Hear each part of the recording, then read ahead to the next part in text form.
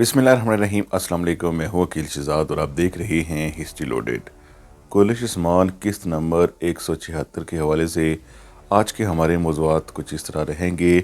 नाज़रीन का सबसे बड़ा सवाल कि क्या इल्बाई वाकई गद्दार है और मंगोलों का जासूस है। अगर ये मंगोलों का जासूस है तो फिर क्यों है, अगर नहीं है तो ये सब कुछ क्या हो रहा है।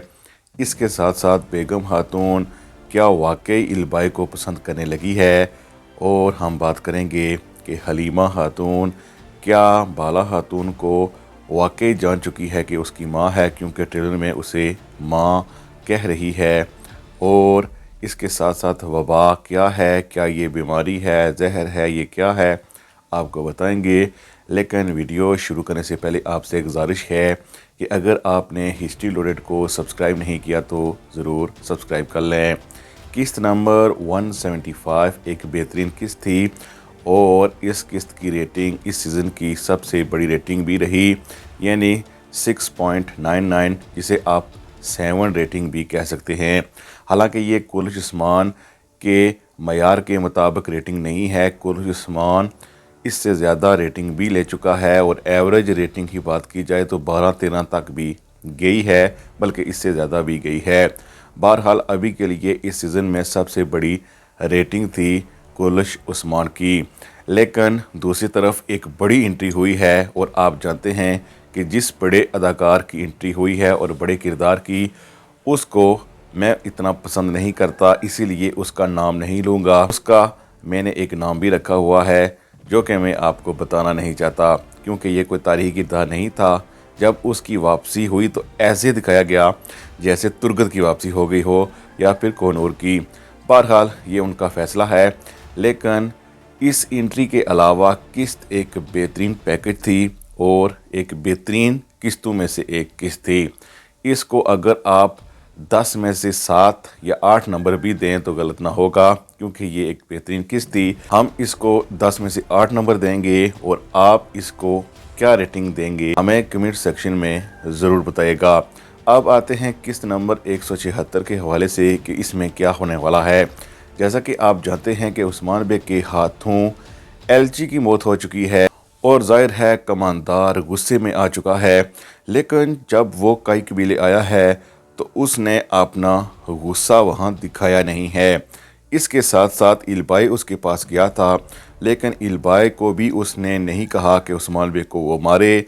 यकीनन आने वाला मंगोल ना सिर्फ एक खूंखार जानवर की तरह हो सकता है, लेकिन इसके साथ साथ एक अच्छा सियासतदान भी है।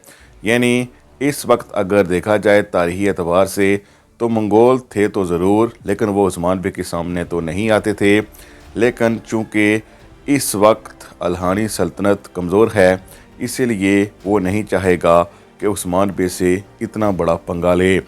इसके साथ साथ ऐसा लगता है कि वो सिर्फ़ और सिर्फ उस्मान की बैत नहीं लेने आया, और सब जानते हैं कि सोना लेने के लिए भी आया है। और यकीनन सरहदी इलाके का मंगोल उसी वक्त इरादा करते हैं आने का जब उन्हें ख़ास कर सोने की ज़रूरत हो, और इस वक्त उन्हें सोने की ज़रूरत होगी। अब ये ज़रूरत क्यों है ये उस्मान बेग जल्द ही जान जाएंगे। लेकिन सबसे बड़ा सवाल ये है कि क्या इल्बाई और बेगम खातून एक दूसरे को पसंद करने लगे हैं। तो इस हवाले से हमारी राय ज़रा मुख्तलिफ है। किस्त नंबर 175 के एक सीन में आपने देखा कि बेगम खातून और उसका भाई आपस में बात कर रहे थे। बेगम खातून चाहती है कि उसका भाई यानी यूसुफ फातिमा खातून को जल्द ही अपने जाल में फंसा ले और उससे शादी हो जाए, जिससे कईयों की एक ताकत उसके साथ हो जाएगी। लेकिन बेगम खातून ने साथ ही यूसुफ को कह दिया है कि अगर तुम ये बातें संभाल नहीं सकते तो फिर मैं अपने तरीके से चलूँगी। और नाज़रीन ने यही समझा कि बेगम खातून हो सकता है कि उस्मान बेग से जल्द ही शादी करने का इरादा फिर से कर दे। लेकिन आपको बताते चलें कि चूँकि गोंचा खातून उसका राज जानती है, इसीलिए अब बेगम खातून हमें नहीं लगता कि उस्मान बेग के बारे में ज़्यादा सोचेगी। या तो वो पहले चाहेगी कि गोंचा को राह से हटाया जाए, फिर ऐसी बात की जाए, या उसने दूसरा मंसूबा बना लिया है, क्योंकि वो सुन चुकी है کہ इल्बाई काई है और सुंगर तिकन का पोता है, उस्मान बे के ख़ानदान से ही है। इसीलिए हमें लगता है कि बेगम खातून इल्बाई से ना ही मोहब्बत करती है ना ही इश्क, बल्कि सिर्फ़ और सिर्फ इसलिए शादी करना चाहती है ताकि वो मजबूत हो, क्योंकि बेगम खातून जानती है कि आगे चलकर इल्बाई का राज सबके सामने आ जाएगा।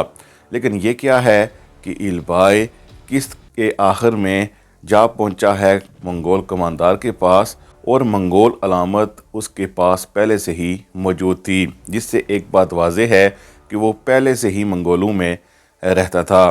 तो क्या हम ये समझ लें कि इल्बाई वाकई मंगोलों के लिए काम कर रहा है, और जो कहानी उसने सुंगर तिकन की गढ़ी है ये सब की सब झूठी है? तो इस हवाले से हमारा सिर्फ़ और सिर्फ एक ही तज़िया है कि इल्बाई हरगिज़ गद्दार नहीं है। लेकिन इसके साथ साथ जितनी भी बातें उसने सुंगर तिकन के हवाले से कही हैं वो भी साथ साथ सच हैं। लेकिन चूँकि हमें लगता है कि इससे पहले इल्बाई आया ही मंगोलों की तरफ से है, यानी जब वो मंगोलों में था तो जाहिर है मंगोलों की तरफ से ही यहाँ भेजा गया है। लेकिन मंगोलों में वो कैसे दाखिल हुआ हम आपको अभी बताते चलें। लेकिन सबसे पहले आपके लिए ये सबूत है कि वो उस्मान बे का वफ़ादार है। सबूत ये है कि जब खलीफा हज़रत का वज़ीर आया था तो उसकी जान को ख़तरा था, तो उस वक्त इल्बाई नकाब पहनकर उसकी जान बचाने के लिए चला गया था। हालांकि अगर उसने उस्मान बे के सामने अपने आप को साबित करना होता तो वो ये सब कुछ बता सकता था, लेकिन उसने छुप कर उस्मान बे की मदद की थी, जिससे एक बात जाहिर है कि वो पहले से ही उस्मान बे के हक़ में काम कर रहा है। क्योंकि वो बहुत से काम उस्मान बे के सामने भी कर चुका है, लेकिन उसे क्या ज़रूरत पड़ी थी कि उस वक्त वज़ीर की जान बचाए ताकि वज़ीर की जान उस्मान बे के ज़ुम्मे ना लग जाए। यानी इस सारे सीन से एक बात वाज़ेह है कि इल्बाई कभी भी उस्मान बे के ख़िलाफ़ नहीं था, बल्कि वो मंगोल फ़ौज में इसीलिए दाखिल हुआ था क्योंकि उसे मालूम था कि जल्द ही मंगोल उस्मान बे के कबीले की तरफ आने वाले हैं। तो सवाल ये पैदा होता है कि इल्बाई को ये सब कुछ कैसे मालूम हुआ। इससे पहले आप जानते हैं कि सुंगर तिकन भी रहे हैं जासूस और कई अरसा तक मंगोलों के दरमियान रहे हैं, लेकिन सुंगर तिकन जब भी कोई मालूमात हासिल करते थे तो उन्हें सफ़ेद दाढ़ी वाले ही मालूमात देते थे। यकीनन इल्बाई सफ़ेद दाढ़ी वालों की तरफ से ही मंगोलों के पास जासूस था, और उसने वहाँ अपने आप को यही जाहिर किया कि वो उनका वफ़ादार है। अब जाहिर है जब कबीले में आया हुआ है मंगोल कमांडर, तो उस वक्त इल्बाई जाहिर है उस्मान बे के ख़िलाफ़ ही बोलेगा जब उसके आदमी आसपास वहाँ मौजूद होंगे, और यकीनन वो चाहेगा कि उस कमांडर के आदमी उसकी बातें सुन लें ताकि मज़ीद यकीन कर लें। यानी आप ये कह सकते हैं कि अभी के लिए वो मंगोलों के साथ ही है, लेकिन हकीकतन वो उस्मान बे की साइड ही दे रहा है।